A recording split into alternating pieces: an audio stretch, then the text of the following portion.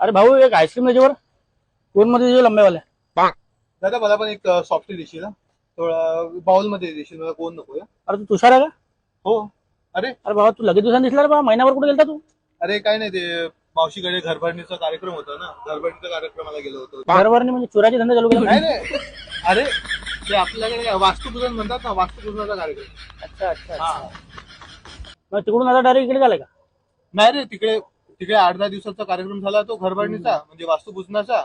आणि मग तो झाला आणि मग त्यानंतर मग मी मुंबईला वगैरे फिरायला गेलो होतो. तिकडे फिरून मग पुन्हा पुण्याला 8-10 दिवस राहिलो आणि नंतर मग इकडे आलो. अच्छा मग तिकडे क्लासेस घेऊन लावले होते का? नाही नाही, आता कसले क्लासेस नाही, आता काही क्लासेस नाही लावत तुम्ही. नाही मला वाटलं हे एलपाडून बोलून आला ना, एलपाडून बोलायचे क्लासेस लावते बा तिकडे. चालेल 4 दिवस का तिकडे पुण्या मुंबईकडे राहिले तर आम्हाला चालेल वका शिकून आले का? हा बा मी एलपाडू पाडू बोलून राहिले.